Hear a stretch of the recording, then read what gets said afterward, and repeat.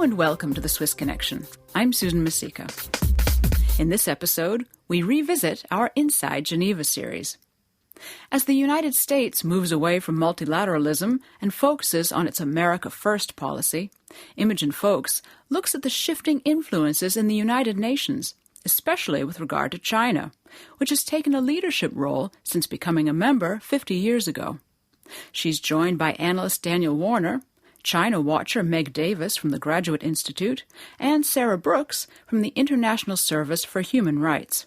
Here's Imogen. Hello and welcome to Inside Geneva. I'm your host, Imogen Folks. Today we're going to look at one of the big beasts of the United Nations. Not the United States, not Russia, but China. First, a little bit of history about China's road to UN membership. The United States will vote against the resolution. Communist China does not meet the requirements clearly set out in Article 4 of the Charter for participation in this organization.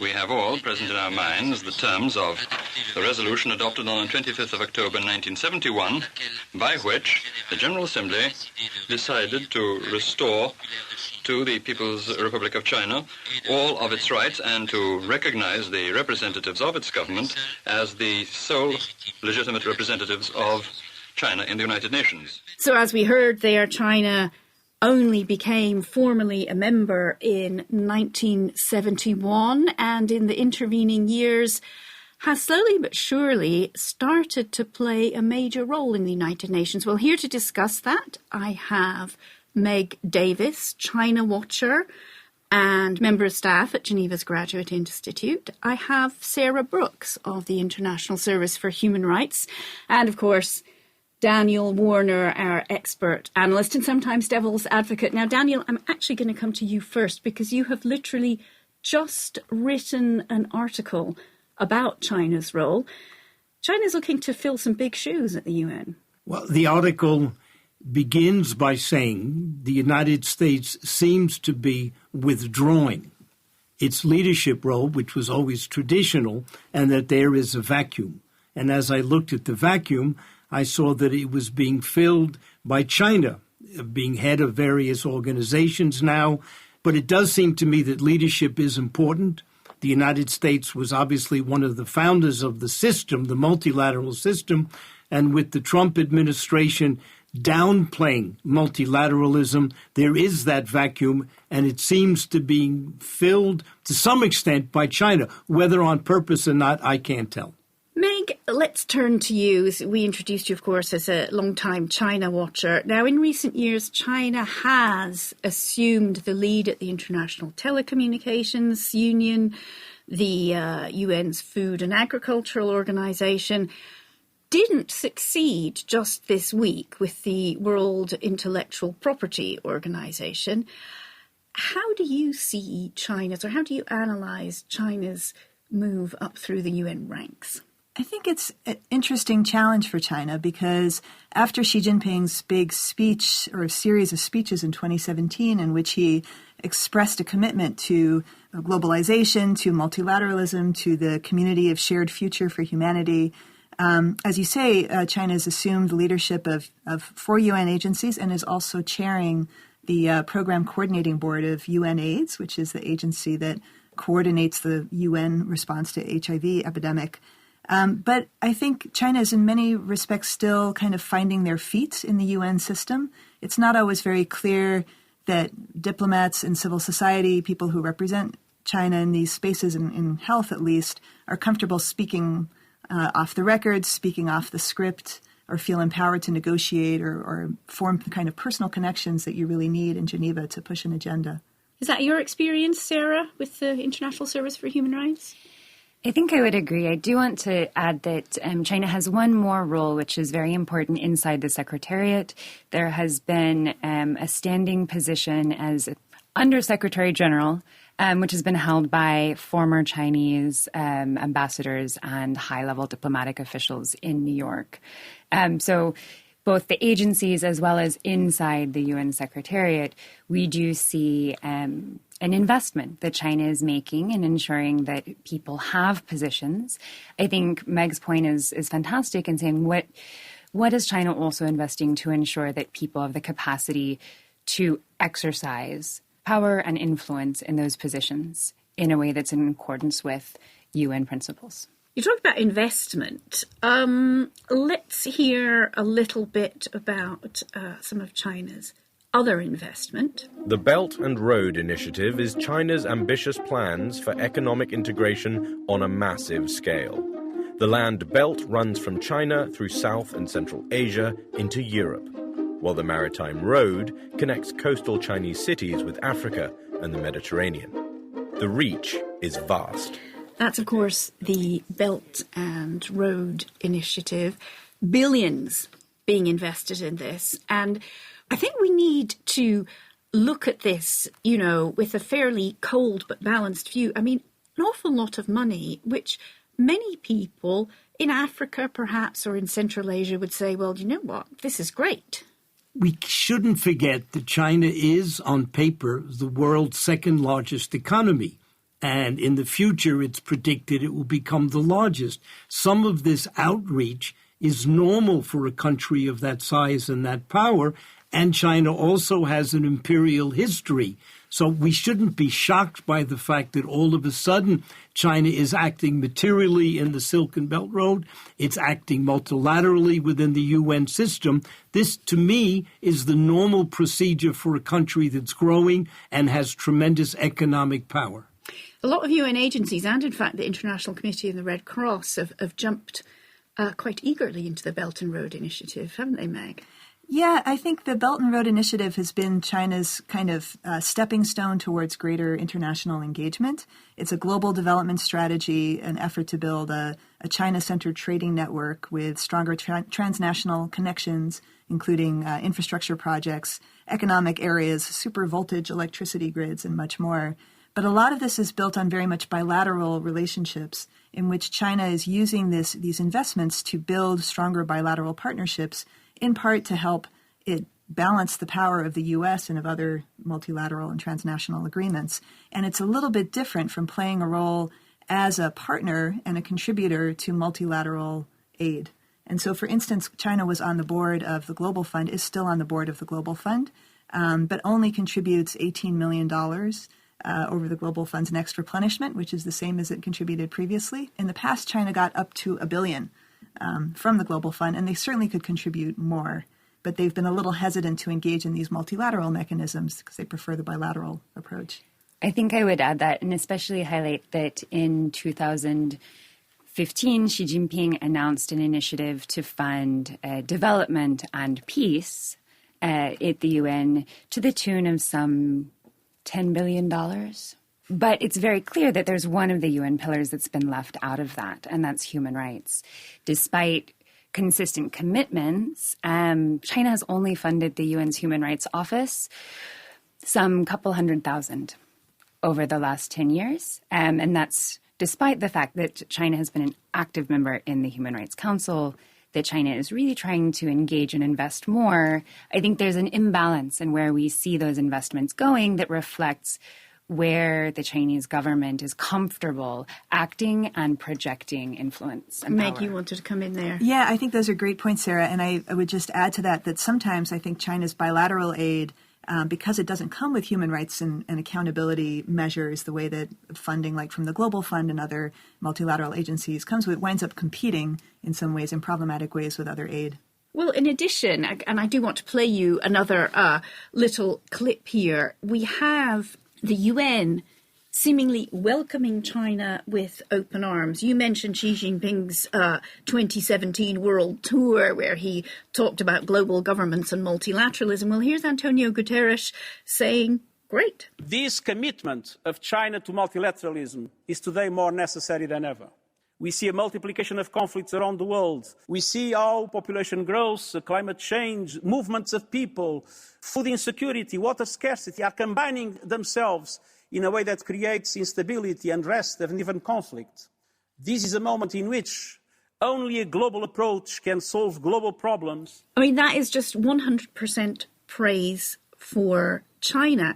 Some people have said to me the UN wants to coax China. Others have rather cynically said China's got a lot of money and the UN needs it because the US is slipping away from that. Well, along those lines, I was at a humanitarian conference in Saudi Arabia a couple of years back, and all the male heads of agencies were speaking on the plenary. None of the women, but men were there in force, clearly pitching projects and trying to get funding. And waving their wallets. Mm-hmm. Begging bowls, rather, is what I should say. Exactly. Well, it seems to me normal that as a country grows like China with its economy, that it's going to be involved in many different things. If it doesn't have a history of multilateralism, certainly there's a learning curve.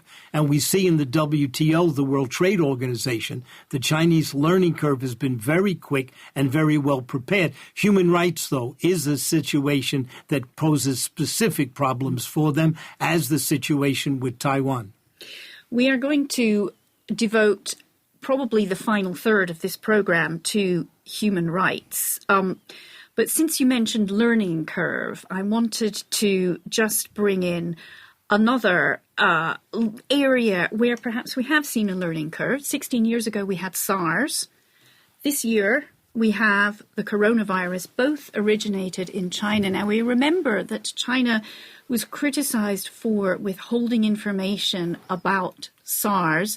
This time, we can listen to the Director General of the World Health Organization, Dr. Tedros, and his assistant who went to Beijing, Dr. Bruce Aylward, again, full of praise for China.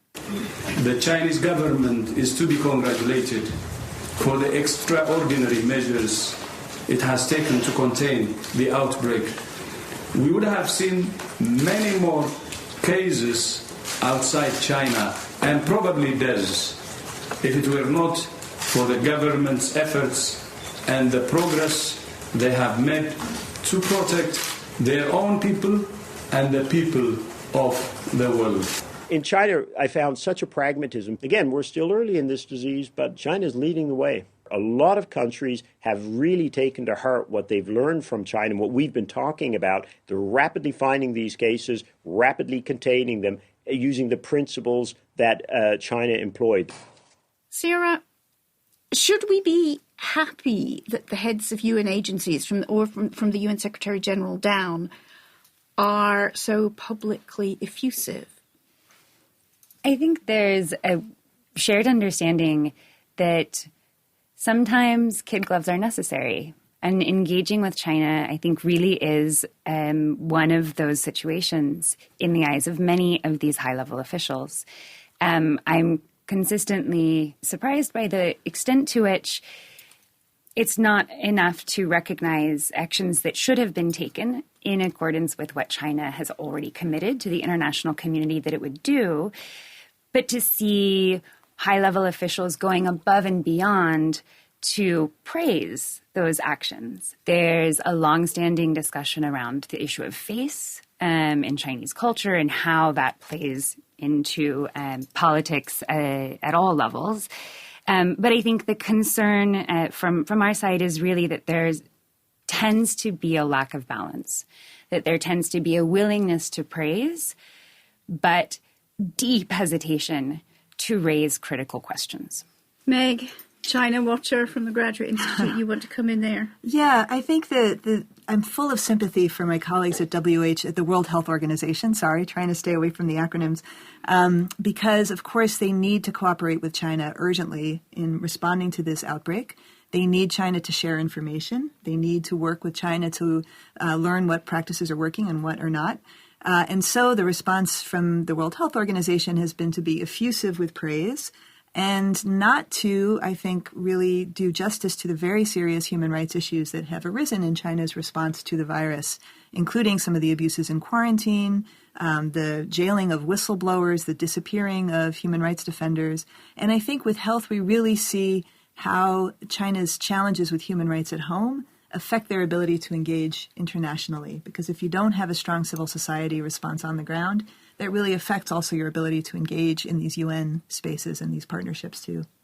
If we turn that on its head, Danny, because you mentioned the void left by the United States, and there has been a void. We have noticed it a great deal here in Geneva. now, in the last few weeks, we've seen a kind of flanking move by the United States. They tried very hard to stop China getting the lead at the World Intellectual Property Organization and succeeded. But I sense sometimes that now, when the United States talks about China, even if they're making a good point, they're kind of mistrusted because the whole Washington attitude towards China is seen as being overly negative.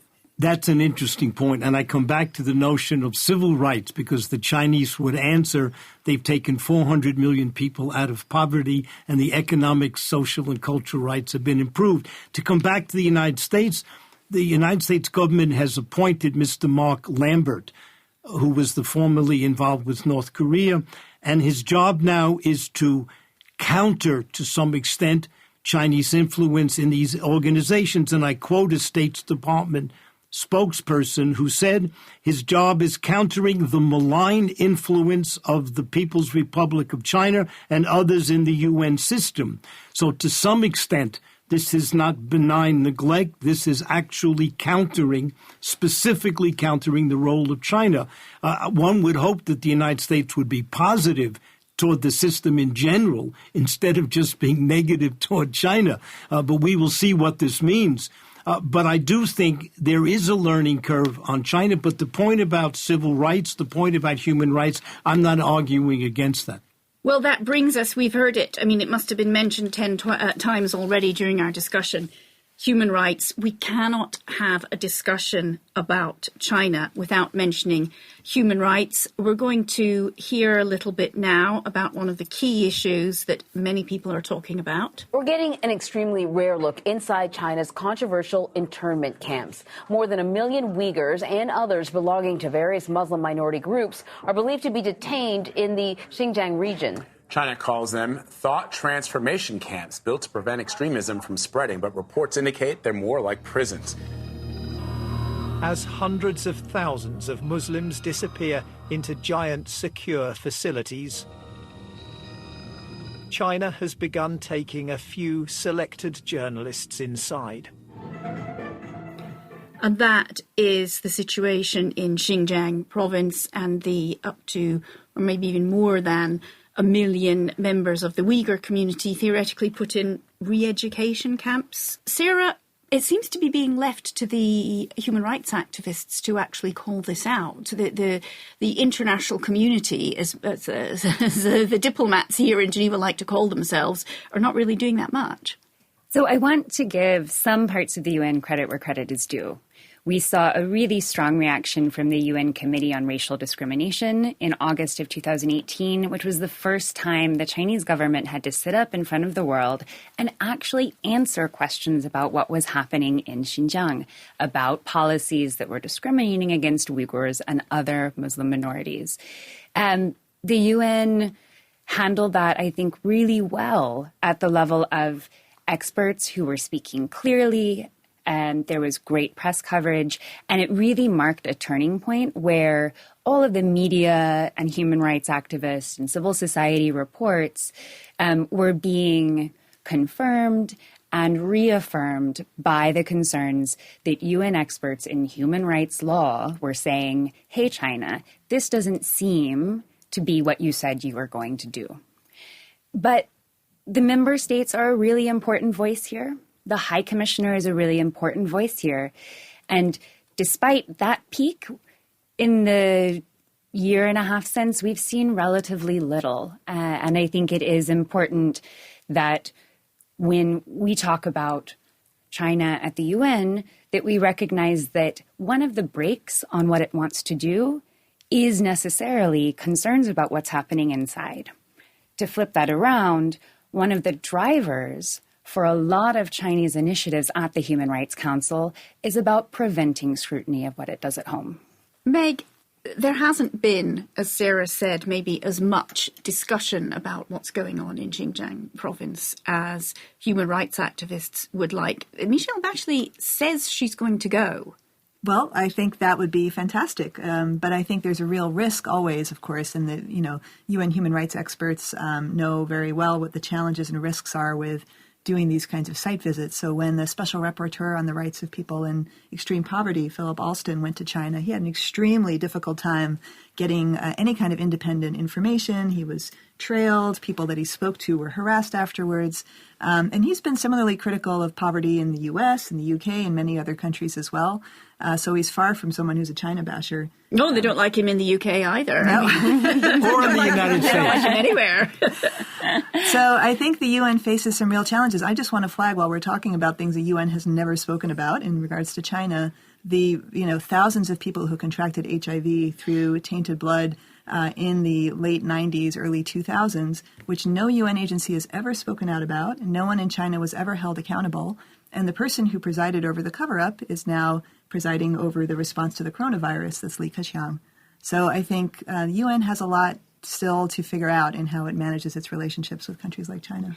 Are they edging around something that maybe some Western democracies and Western human rights groups have failed to really take on board, which is this very important thing about losing face?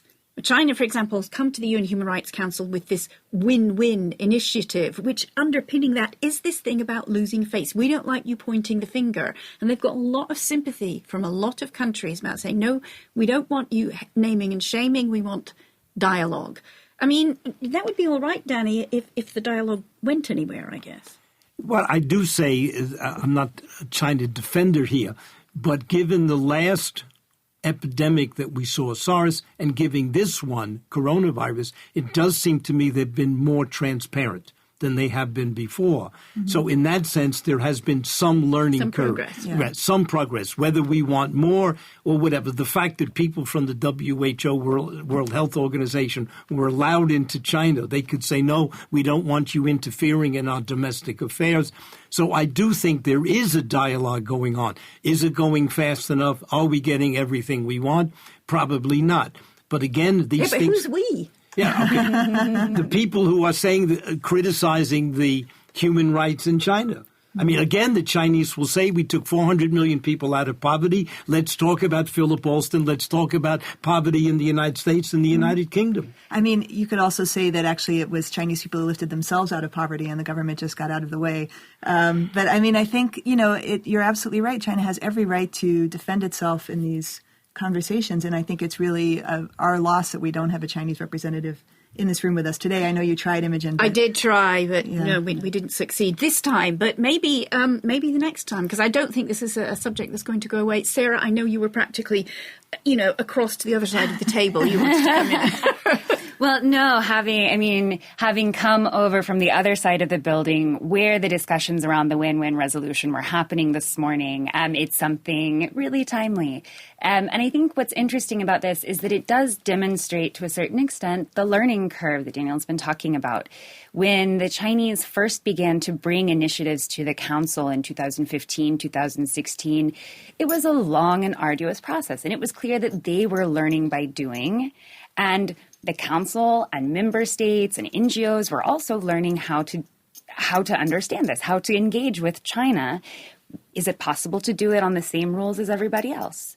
And so this year, the win-win resolution it looks pretty innocuous. It's about states having good relationships with each other. It's about the value of technical cooperation. I'm not going to say those are bad things, because they're not. We see the technical assistance work of the UN in the area of human rights being absolutely critical, whether we're talking about Côte d'Ivoire, whether we're talking about Somalia, whether we're talking about Cambodia. The problem is in the balance. This initiative really says the Council should do more of this, and by implication, the Council should do less of what some will call naming and shaming, but what is squarely in the Council's foundational documents, right. And that says addressing human rights situations where they occur. We are almost once again at the end of our programme, but I have one final thought, final question. Having been immersed in coverage of the coronavirus and the WHO's, the World Health Organization's relations with China, over that, I'd like to ask you all, maybe starting with you, Meg, is this episode of this virus, combined with social media, the immediacy of information, and the fact that the whole world knows that there were Chinese doctors themselves saying, this is important, we need to do something about it, and the apparently good cooperation between China and the WHO, is this going to be positive for China's role in the world and above all for human rights in China? Or is China going to retreat into its shell? What do you think? Well, I don't think there's any going back, but in terms of, was it going to be helpful for human rights? I think the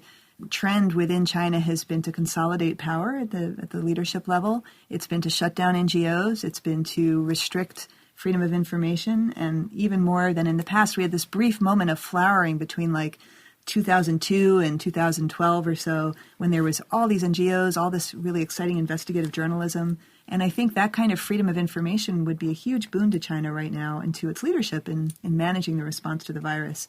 So I hope that will be the trend in the future, but there are no indications that I've seen that it's going that way. There was a little uptick, though, right? I mean, I think towards the end of January, early February, from Chinese language media and Chinese reporters, we were seeing things that were pushing a bit more the line, certainly compared to what we'd seen previously, and were raising concerns about the government's handling of the situation. I think that's not being as promising as it looked, though, as we're now kind of a month out. I think that space was shut down pretty quickly. The space of social media has been heavily regulated. Some NGOs say as many as 250 individuals have been sanctioned in some way, shape, or form for having spoken out on social media, online, about coronavirus in general, about the government's response. So I think while there were maybe some bright spots, and there was a really, and still is really, a robust discussion among Chinese communities in China, I'm not sure that it's going to lead to a more sustained shift away from what Meg's described as a consolidation of power at the highest levels of government. It's just, I was trying to, before we went on air, trying to get myself into the mind of a Chinese leader, is that you'd say, we had these whistleblowers and stupidly we harassed them and arrested them. And at the same time, we managed to mobilize hundreds of thousands of health workers loyally to work 18, 20 hours a day to deal with this. We had a population who, by and large, put up with being sealed off in their towns and cities. Surely a forward-looking leader would say, you know what, I could actually afford to relax a bit. I've got a great few billion people here. Danny? As the oldest person here, let me look at time. We began by saying China joined the United Nations in 1971. What is the learning curve? We're talking about a world power, economic power. We're talking about the Belt and Road, but we're also talking about a former imperial power thousands of years ago. But we're looking now at learning. So the multilateral system, transparency, is very new to them. And I think in 50 years approximately, they've done very well. And therefore, their interest in multilateralism, the fact that they're now more transparent, should not be ignored. There is no way, in my opinion, for China to go back into a shell. That's over. In the world of globalization, no one except North Korea maybe can live in a shell, and even they have difficulty. So I think there is a definite change that's going on, and this particular epidemic may be the Archimedean point that will open up a whole series of things. This is not ping pong, but it's something different. Right, I'm going to give the last word to Sarah, because you got your hand up. I think I would agree. China's not going to retreat. They're not going to go back into a shell. Their commitment to multilateralism is one that's been made at the highest level repeatedly and has significant diplomatic and economic investment behind it. The question is, you asked, what do you mean by we? What do we mean when we say a commitment to multilateralism? Does that simply mean a commitment to a group of governments sitting in a room and deciding what they think is best? Or do we mean a commitment to a system of multilateralism that is built on core human rights documents, on engagement with experts, on bringing in affected communities, and on looking at how to see justice for victims of violations? I think that's really the question here. And the China that we see acting in the space of the Human Rights Council and other human rights systems in the UN is not a China that wants to leave the system or even really wants to destroy the system. We could arguably say that about the Trump administration right now. But it's a Chinese government that has an interest in remaking that system to serve its purposes better. On that note, again, this is a subject I am sure we will return to. But on that note, I would like to thank you all. Meg Davis, China Watcher from Geneva's Graduate Institute, Sarah Brooks of the International Service for Human Rights, and of course, Daniel Warner, our resident analyst. That's it for this week. Thank you all for listening. That was Imogen Folks reporting from Geneva. And I'm pleased to report that Inside Geneva will soon be its own podcast. For those of you in the Geneva area, we have an event coming up for the official launch, so save the date. It'll be on April 20th. For more details on that, as well as for other stories about what's happening in Geneva, visit us at swissinfo.ch/ENG/Inside Geneva. You can also follow SwissInfo on Twitter or Facebook, and make sure you're subscribed to the Swiss Connection so you don't miss any episodes. Thanks for listening, and thank you to studio technician Donnie Wheeler. Signing off for all of us here, I'm Susan Masika in Bern.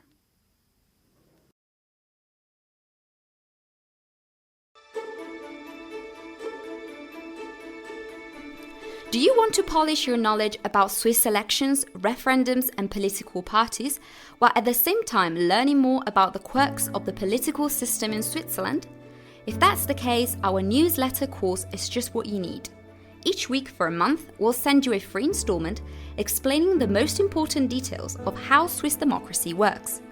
Our course teaches you who's eligible to vote in Switzerland, what the different parties stand for, how election and popular vote results are implemented, and what distinguishes Swiss democracy from other political systems. Our crash course is interactive, like democracy itself. Your questions will be answered on an FAQ page, and you can debate with other users and share your inputs and opinions. We will also provide links to multimedia articles and videos to help you better understand the Swiss democratic system. Please join us and sign up for the free Democracy Crash Course newsletter at www.swissinfo.ch/democracy. That's www.swissinfo.ch/democracy.